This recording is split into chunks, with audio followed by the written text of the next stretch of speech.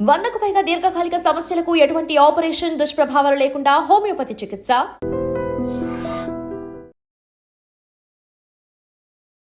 నమస్తే, నా పేరు doctor N Subrahmanyam, Ayurveda specialist, Amrutham Ayurvedic hospital, Hyderabad.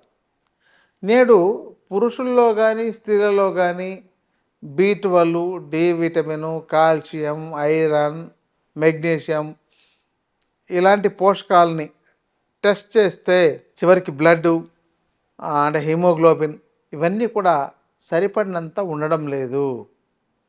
ఎప్పుడైతే సరిపడినంత ఉండడం లేదని మనకు అంతర్జాతీయ ప్రమాణాలతో ఇవి మాత్రం మోతాదు ఉండాలి, లేకపోతే రోగులు అవుతారు అని ఈ అంతర్జాతీయ ప్రమాణాలను నిర్ణయించే శాస్త్రం చెప్తుంది. WHO కావచ్చు, వాళ్ళు ఇచ్చేది కావచ్చు.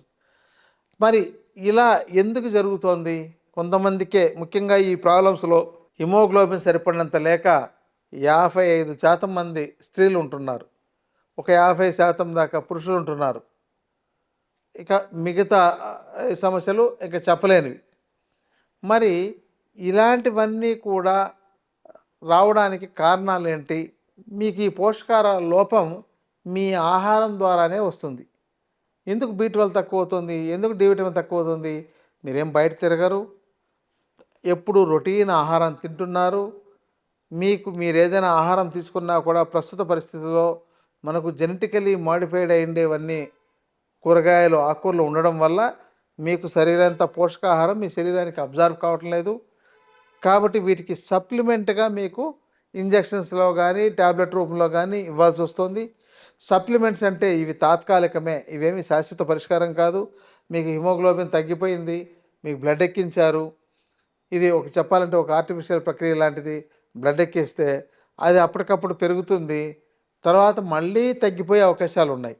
మళ్ళీ అలా పెంచుకుంటూ వేసుకుంటూ వెళ్ళాలా, లేకపోతే ఈ సమస్యనే మనం రాకుండా కాపాడుకోవాలా అనేది మీరు బాగా గమనించాలి.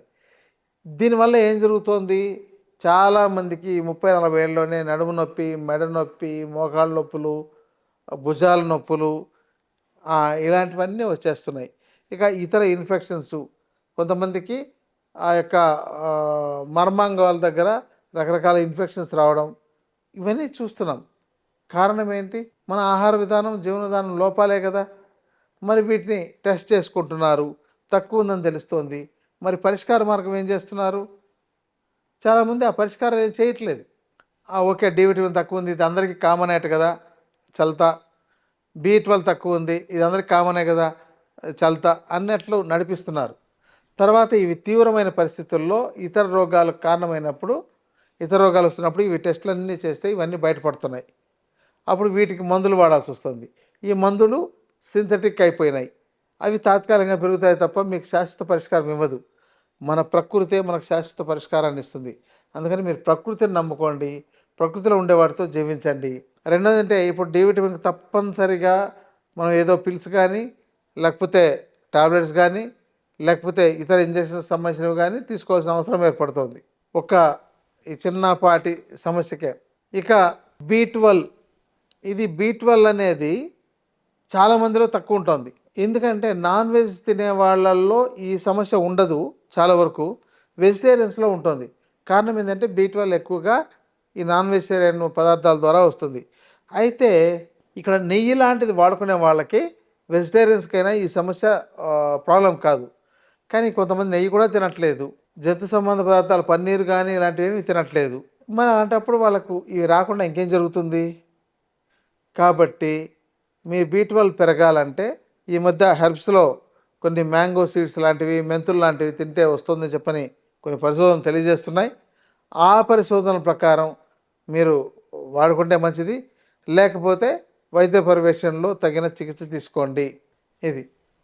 ఇక కాల్షియం, ఈ కాల్షియం తగ్గిపోతే చాలామందికి బోన్స్లో పెయిను, మోకాళ్ళు అరిగిపోవడం, కీళ్ళు అరిగిపోయిందని చెప్పడం ఇలాంటివి జరుగుతున్నాయి. మరి ఈ యొక్క కాల్షియం రావడానికి తగిన ఆహార పదార్థాలు మనకు అందుబాటులో ఉన్న వాటిని ఎక్కువగా వాడుకోవట్లేదు. చెప్పాలంటే రాగుల్లో చాలా కాల్షియం వస్తుంది, కానీ రాగి ముద్ద కొంతమందే తింటున్నారు, రాగి జావ తాగుతూ ఉంటున్నారు. ఆ రాగి జావలో వచ్చేవి వాళ్ళ శరీరానికి సరిపోదు. కాబట్టి ఈ రాగి ముద్ద లాంటివి ఎక్కువ తీసుకోవడం, నువ్వులు లాంటివి తీసుకోవడం, పూల్ మకానా లాంటివి తీసుకోవడం, పూల మొక్కన కొంత కాస్ట్లీ ఉంటుంది కానీ బట్ చాలా బాగా ఉపయోగపడుతుంది. ఇంకోటి ఏంటంటే ఈ కాల్షియం తగ్గిపోతే మీకు బోన్స్లో పెయిను, జాయింట్స్ పెయిను, ఇక రకరకాల సమస్యలు చెప్పలేనన్ని వస్తాయి. ఈ యొక్క పోషకాహారాల పట్ల మీరు చాలా జాగ్రత్త వహించాలి. ఈ పోషకాహారాల్లో మనం అన్ని రకాల ఆకుకూరలు, కూరగాయలు, పళ్ళు ఇలాంటి వాటిని తీసుకోవడం ద్వారా మనకు మంచి పోషకాహారం లభిస్తుంది. కానీ వాటిని కాకుండా ఈ రెడీమేడ్ ఫుడ్స్ కానీ, ఈ మనకు స్టోర్డ్ కానీ, ప్యాకెడ్ ఫుడ్ కానీ తింటున్నట్లయితే మీకు ఇవి మరింత మురిగిపోయే అవకాశం ఉంది. ఎక్కువ వచ్చినాయి అనుకోండి, ఇక మీకు బోన్స్లో పెయిన్, నడవలేకపోవడం, ఇతర ఇబ్బందులు, మీ విశ్వాసం కోల్పోవడం మీ శరీరం మీద, నేను ఇంకా ఎక్కువ జాబ్ చేయగలుగుతాను లేదో, ఇంతకాలం సర్వే కాగలుగుతాను లేదో, ఇలాంటివి పెరగడం, ఇలాంటివి చెప్పలే ఉన్నాయి. ఇంకా చాలామందికి ఐరన్ లోపం, మెగ్నీషియం లోపం, దానివల్ల కూడా వీళ్ళకు నొప్పులు వచ్చే అవకాశాలు ఉంటాయి. ఈ ఐరన్, మెగ్నీషియంని మీరు సరిపడినంత ఉండేటట్టు మీ ఆహారంతో చూసుకోవడం, లేని పక్షంలో ఈ సప్లిమెంట్స్ అయినా వాడుకొని ఆరోగ్యకరంగా చేసుకోవడం అనేది తప్పనిసరి. ఇదండి మనకు ఒక న్యూట్రిషన్తో వచ్చే సమస్యలు. అందుకని మీరు అన్ని రకాల కూరగాయలు, అన్ని రకాల పళ్ళు, అన్ని రకాల గింజధాన్యాలు, వాటిని ఇది తినవచ్చో తినకూడదు అనేటి అభిప్రాయాలు లేకుండా, మిగతా వాళ్ళు తింటున్నారంటే బాగుండబట్టి తింటున్నారు కదా, కనీసం వాళ్ళని చూసైనా నేర్చుకోండి. ఒక ట్రైబల్స్కి వెళ్ళండి, లేదంటే ఒక గ్రామీణ ప్రాంతంలోకి వెళ్ళండి, ఏం తింటున్నారో చూడండి. వాళ్ళకి ఇంకేమైనా లేకపోతే మీరు ఇవ్వండి, వాళ్ళ దగ్గర కొత్త నాలెడ్జ్ నేర్చుకోండి. మీకు చాలా ఉపయోగపడుతుంది. ఇంత మంచి అవకాశాలు ఇప్పుడు సోషల్ మీడియా ఒకటి అందుబాటులో ఉండడం, వీటిలో ఏ తప్పు చేసినా అవన్నీ బయటికి రావడం, మీరు ఏవైనా సరిగా ఆచరించకపోతున్నట్లయితే మీ తప్పు మీరే తెలుసుకోవడం, ఇలాంటివన్నీ మీకు అవకాశం ఉండడం వల్ల మీరు మరింత మెరుగైన విజ్ఞానాన్ని డెవలప్ చేసుకోవడానికి ఛాన్స్ ఉందండి. ఇదండి నేను చెప్పగలిగే ఒక ప్రత్యేకమైన పోషకాహారకు సంబంధించింది. మనకు ఇంకా చాలా రకాలు దీంతో ఫాస్ఫరస్ కానీ ఇంకా మిగతా వాటివన్నీ కూడా తక్కువ ఉంటాయి. వీటన్నిటిని ఒక వైద్య పర్యవేక్షణలో తగిన ప్రిస్క్రిప్షన్ తీయించుకొని దాని ప్రకారం టెస్ట్ చేయించుకోండి. మీకున్న లోపాలు చెప్పినట్లయితే ఇది ఎందువల్ల వస్తుంది అనేదాన్ని గెస్ చేసి ఆ వైద్యులు మీకు వాటికి సంబంధించిన ప్రిస్క్రిప్షన్ ఇస్తారు. దానికి తగిన టెస్టులు చేసుకున్నట్లయితే మీకు అర్థమవుతుంది. కాబట్టి వాటిని ఫుల్ఫిల్ చేయడం, వాటితో ఆరోగ్యకరంగా జీవించడం అనేది మీరు అలవాటుగా చేసుకున్నట్లయితే అస్తమాను ఈ వ్యాధుల బారిన పడకుండా మీరు కాపాడుకోవచ్చండి. ఇదండి పోషకాహారానికి సంబంధించిన ఒక సంక్షిప్త సమాచారం. నమస్కారం. And for more videos, Please subscribe to iDream. Please subscribe to iDream. Please subscribe iDream. And please subscribe to iDream. For more videos, subscribe to iDream. please like, share and subscribe to the channel. Congratulations, iDream. Subscribe to iDream. Subscribe to iDream. So subscribe to iDream Media. iDream की iDream team अंदर की huge congratulations. Please subscribe iDream Media. Please subscribe to iDream. Subscribe iDream. Please subscribe to iDream. iDream అంటే నా కళల channel subscribe చేసుకున్నారు, నోరు తిరుగుతలేదు, మీరైతే గంట గుర్తు కొట్టండి. For more such videos, please subscribe to iDream.